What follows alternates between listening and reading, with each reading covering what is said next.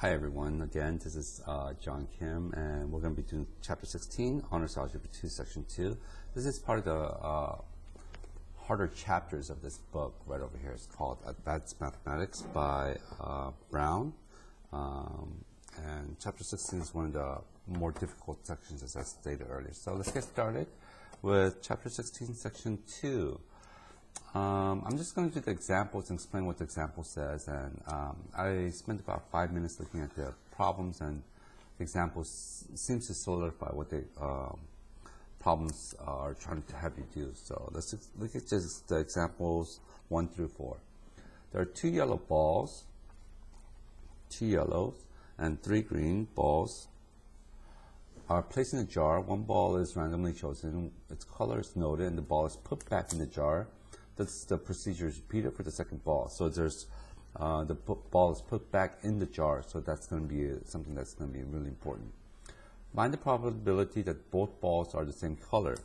So what we're looking for is probability of a yellow, or probability of a green, green.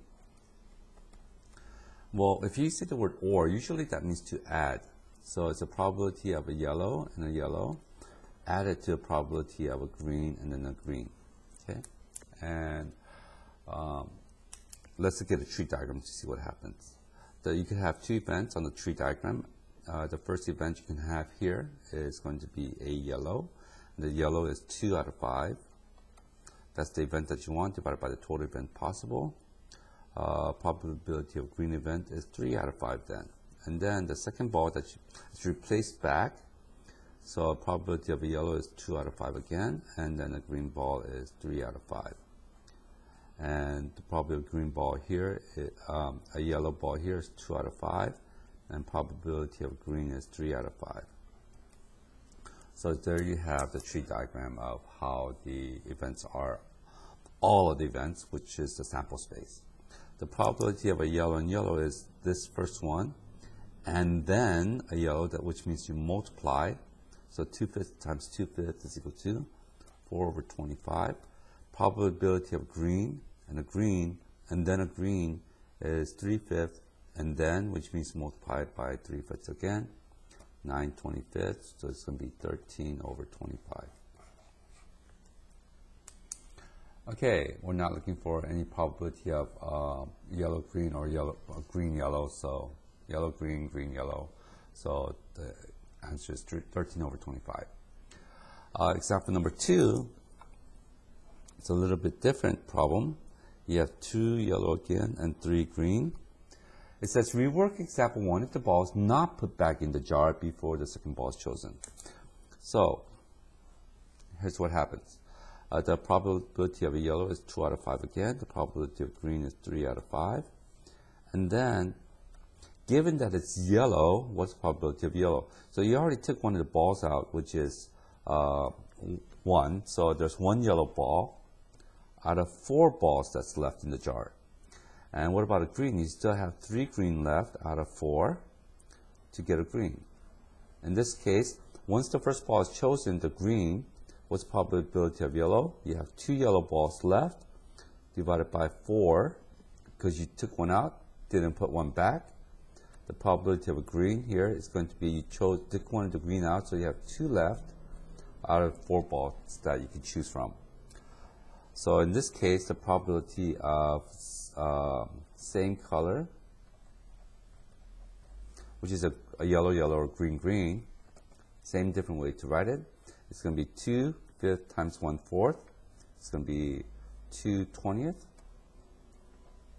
plus green, green is 3/5 times 2/4, which is 6/20th.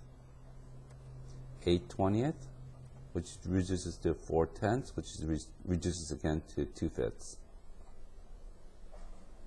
Let's see if that's our answer. Yeah, that's our answer. Conditional probability is something like this. This is an aside. Probability of A, this is a vertical line. B means what is the probability of A given. That means given condition B occurred. Event B occurred. Okay, so make sure you know how to read this, because reading is half the battle right here. What's the probability of A given that B had occurred? If the two events are independent, probability of B given A is equal to probability of B. If the events are independent. When the ball is replaced in this jar right here, in example number 1, probability of B given A occurred is equal to the probability of B because the ball is replaced.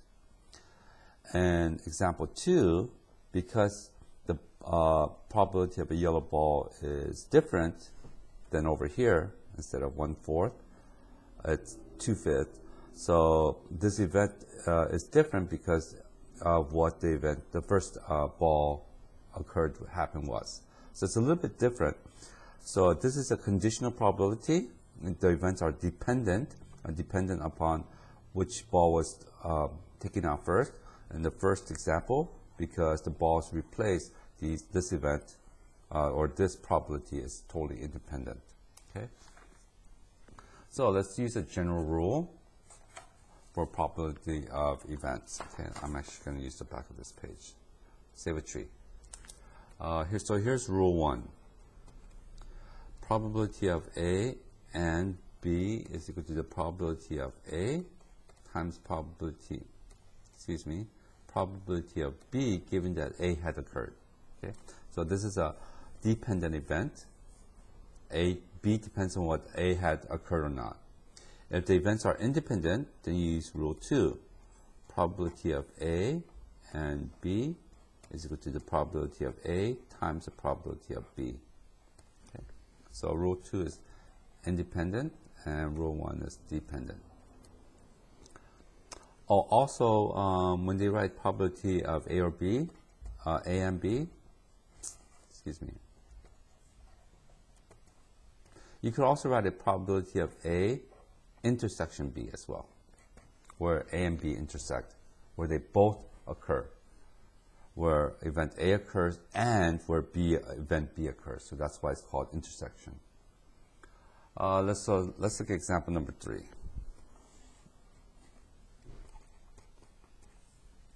A card is randomly drawn from a standard deck.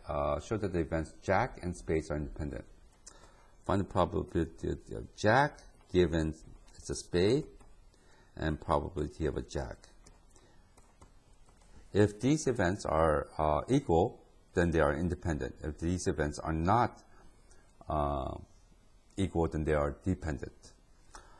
So let's look at this one. What's the probability of a Jack? How many Jacks are there? There are 4 Jacks, so it's going to be 4 out of 52. Let's go to 1 out of 13. Given that's a spade, how many spades are there? There are 13 spades in the deck of cards. So in the 13 deck of cards with 13 spades, I'm sorry, not 13 deck of cards, 13 spades in the deck of cards, how many Jacks are there? There's going to be 1 Jack out of the 13 spades. That's equal to 1 over 13. Wow, these are equal. So therefore, these events, Jack given a spade or the probability of a Jack, these events are independent of each other. Okay. Example number 3, part B says, that's part A, sorry. Show how rule 2 given above can be used to find the probability of the drawing the Jack of Spades. Okay, so probability of Jack and Spade, because they are independent, is the probability of a Jack times probability of a Spade. Probability of a Jack is there are 4 Jacks out of 52 times probability of Spades is 13 cards out of 52. 4 out of 52 reduces to 1 out of 13, and 13 out of 52 reduces to 1/4. That's going to be 52, 1 over 52. And so this event is going to be the same. Let's look at this. This is rule 2, okay, which is right over here. Instead of looking at it this way, what is the probability of jack of spades? Well, obviously, there's only one jack of spades out of 52 cards. We should get the same answer. Okay. From rule 1, if you want to figure out what the probability of B given event A, you just, because it's multiplied by the probability of A, to solve for the probability of B given A, you just divide by probability of A to both sides. And so you have a different rule. So probability of B given A is equal to the probability of A and B over the probability of A. Or you can write it this way. Probability of A intersection B over the probability of A. Okay? And so let's look at example number 4.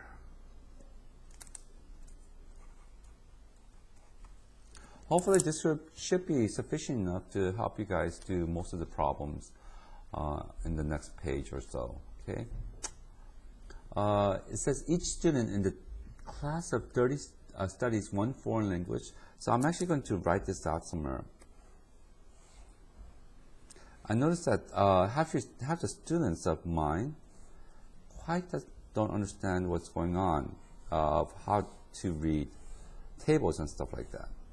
So I'm going to teach you guys how to read tables a little bit. You're going to need it for the rest of your life. Biology and total. Oh shoot. That's French. We don't need this box. French, Spanish, total, 7, 1, 8, 4, 6, and 10, 3, 9, 12, and 14, and 16, and then 30. So how do we read this table? Each of these are called cells, and this stands for chemistry, physics, biology, and this is total number of certain things. F stands for French, Spanish, and what's T? Totals, right there. So the total number of students that is taking chemistry is 7, which also takes French. 1 also takes Spanish, so the total number of students taking chemistry is 8. What is then the total number of French students? Well, the French students, 7 students take chemistry, 4 students take physics, and 3 students take biology. There's no overlapping. So French students, there's a total of 14 students that are taking French. Conversely, there are 16 students that are taking Spanish. There's a total of 30 students. Notice that chemistry, physics, and biology, they may not overlap, or they may overlap, we're not quite sure. The number of physics students is conversely also 10 students. They also take 4 take French and 6 take Spanish. Okay, so make sure you understand how to read the table before you actually start the problem, because if you don't know what you're looking for, you can't find it. Okay. So part A says find the probability that the randomly chosen student studies chemistry. Find the probability that studies chemistry. Well, the total number of students that study chemistry is 8 out of the total, which is 30, is equal to 4 out of 15. Let me check the answer. Yeah, that's the answer for part A. Part B, of the 14 students who study French, find the probability that a randomly chosen student studies chemistry given that the student studies French. So find the probability that the randomly chosen student studies chemistry given that the student studies French. Okay? And that's what you're looking for.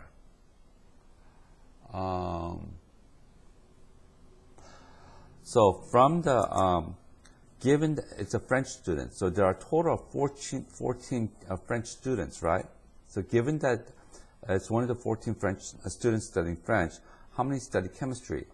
7 study chemistry. So therefore it's going to be 7 out of 14, which is 1/2. Is that the answer? Yes, that's the answer. Part C, are the events a student studies chemistry and student study French are independent? Well, let's see. Students study chemistry, and that's a, I have to think about this a little bit. Are the events students study chemistry and students study French independent?